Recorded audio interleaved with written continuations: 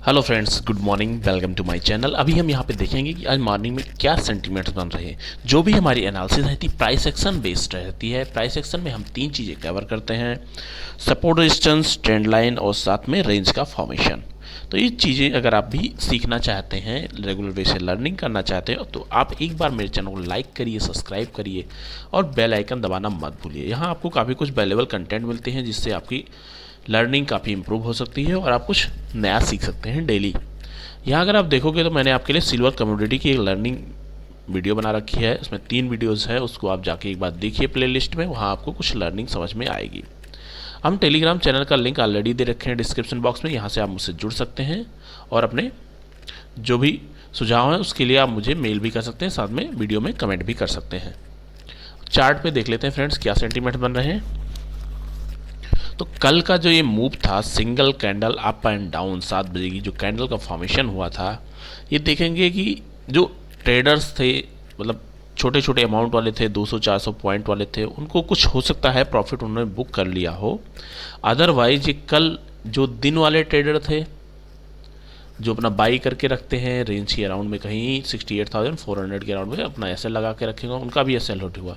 फिर ऊपर अगर जिसने भी सेल साइड की अपॉर्चुनिटी यहाँ देखेगा उनका ऊपर भी जाके एसएल हिट किया, क्योंकि देखेंगे जो हाई उसने लगा रखा है प्रीवियस डे में 11 को, उसके ऊपर जाके उसने कहीं क्लोजिंग देने की कोशिश की थी लेकिन दे नहीं पाया। फिर वहाँ से सप्लाई जोन एक्टिव हो गया और सप्लायर्स हावी हो गया और फिर नीचे लेके चले आए। फिर नेक्स्ट कैंडल का फॉर्मेशन मैंने कहा था जिधर होगा उधर अच्छा मोमेंटम मिलेगा।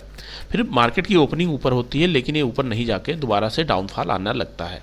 तो इस वजह से कल का दिन थोड़ा सा बायर्स और सेलर्स दोनों के लिए थोड़ा सा रिस्की रहा। उनका एसएल हिट हुआ होगा, लेकिन ये जो अगर हम ट्रेडिंग करते हैं तो हमारा एसएल भी उसी जो हमारा बिजनेस है, बोल दीजिए ट्रेडिंग है, उसी का एक पार्ट है कि हमें एसएल भी लेना पड़ेगा। क्योंकि एसएल क्या है, जस्ट लाइक ब्रेक है। अगर आपने ब्रेक टाइम पे नहीं लगाया तो अभी आपका 200-400 पॉइंट लॉस हो रहा है। हो सकता है कभी आप बड़े ट्रेडिंग लें, बड़े अमाउंट में जाएं तो वहाँ आपको 2000-4000 और उससे भी ज़्यादा का लॉस हो सकता है पर लॉट के हिसाब से। तो इस तरह से आप देखेंगे तो आपको एसएल लगाना चाहिए। अब यहाँ पे हमारा जो रेंज बन रही है, अभी हम देखते हैं कि कहाँ ऊपर जा सकता है, नीचे जा सकता है। तो फ्रेंड्स अभी ओवरऑल यहाँ पे जो भी है क्लोजिंग बेसिस पे बहुत ही इंपॉर्टेंट है। अगर मार्केट की क्लोजिंग पॉजिटिव साइड होती है तो, और वो भी 68,800 के ऊपर, तभी यहाँ पे थोड़ा सा ऊपर के लिए 300-400 पॉइंट का दोबारा मूवमेंट ये ऊपर साइड के लिए दिखाएगा, जो कि 69,250 तक का लेवल है। इन केस ये नीचे यहाँ पे नहीं खुलता, इस जोन में खुलता है और इसको ब्रेक करता है तो दोबारा 68,000 का लेवल आ सकता है। तो ऊपर और नीचे दोनों के लिए आपको रेंज बना के रखनी है, क्योंकि मार्केट अभी वॉलेटाइल ज़्यादा है, ऐसी कैंडल्स बनाती है। तो ऐसे दिनों के लिए आपको अवॉइड करना चाहिए ट्रेड, क्योंकि इसमें कोई भी थ्योरी वर्क नहीं करती है।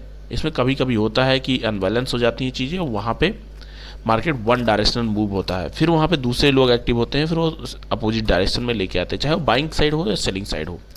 तो यहाँ पे अभी आप देखोगे तो ये रेंज दोबारा जो इसने बना रखी है, इसके ऊपर या नीचे मार्केट जिधर भी निकलेगा 68,800 और नीचे अगर बात करें 68,400, तो नीचे या ऊपर जिधर भी निकलेगा 400 से 500 पॉइंट का मोमेंटम आप यहाँ पे देख सकते हैं।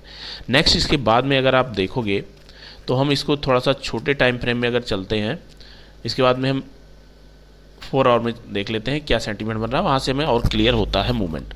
अब यहाँ पे मैंने आपके लिए बोला था अगर क्लोजिंग बेसिस पे ये इसके ऊपर हो जाता है 68,800 के ऊपर निकलेगा, तभी हम इसमें बाइंग साइड की अपॉर्चुनिटी देख सकते हैं अप साइड के लिए। लेकिन मार्केट की अल्टीमेटली जो क्लोजिंग होती है, एक कैंडल अगर आप इसको थोड़ा सा देखेंगे तो ये मार्केट के जो मोमेंटम है उसको ख़राब कर दिया है। अगर इनकी सी कैंडल नहीं होती तो हम बाइंग साइड की अपॉर्चुनिटी लेने की प्रयास करते। अब मार्केट को डिसाइड करने दीजिए कि वहाँ कहाँ पे ओपन होना है। नीचे का आपका ये सपोर्ट है, ऊपर का ये धीरे धीरे करके 200-300 पॉइंट 400 पॉइंट तक के रेजिस्टेंस बने हुए हैं।